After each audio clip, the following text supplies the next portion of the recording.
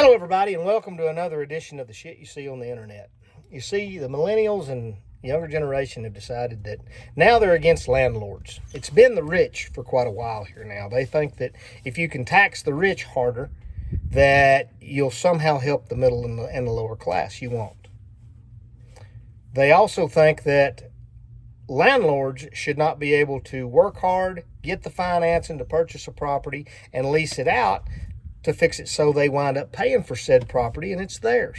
They don't think that's a good idea. Well, you know, maybe you ought to get up off your ass and go buy your own property. Maybe you ought to quit bitching about what others have worked for and start working for some yourself. That's the problem I have with this whole way of thinking.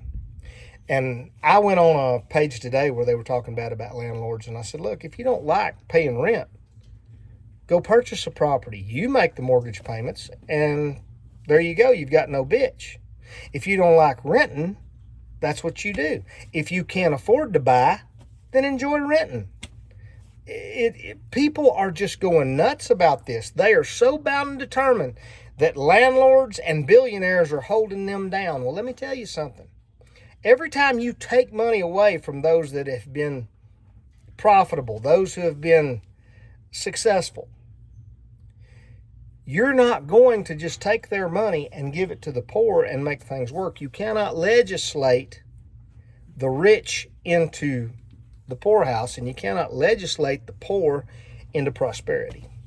And the reason for that is we have a middleman in our society. It's called John Q. Politician, Mr. and Mrs. Politician. You see, every time that money moves in government, politicians are going to drag them a little cut off of it for something over here or something over there, but it's actually going in their pocket, and there's no other way to describe someone who is making $125,000, $150,000 a year coming out of a political post with millions. There's no other way to see how that happened unless there's insider trading going on, and there damn sure could be some of that. But what I'm telling you is you cannot take away from people that are successful, give to people who are non-doers, and make it level out. Because what's going to happen is the politicians are going to drag their part off the top. Then you're going to throw the money at the people who weren't producing anyway. And when you do, throwing more money at a non-production type, even in business. If a business is losing money, throwing more money at it won't make it productive. It just takes it a little longer to run out of money. Folks, you've got to understand that jumping on the people who've been successful will not make you successful. Shit, we used to aspire in this country to be better.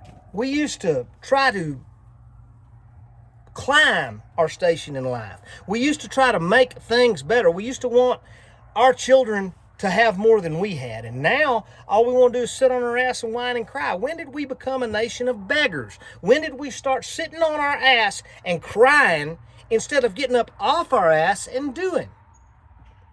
And that's some of the shit I'm seeing on social media today. Those of you that get up and go at it every day and are making a better life for yourself and for your family, that's what the American dream's all about. And you know exactly what I'm talking about. Those of you that sit and cry and whine, may you get what you deserve, because taking away from somebody else is never going to make you better.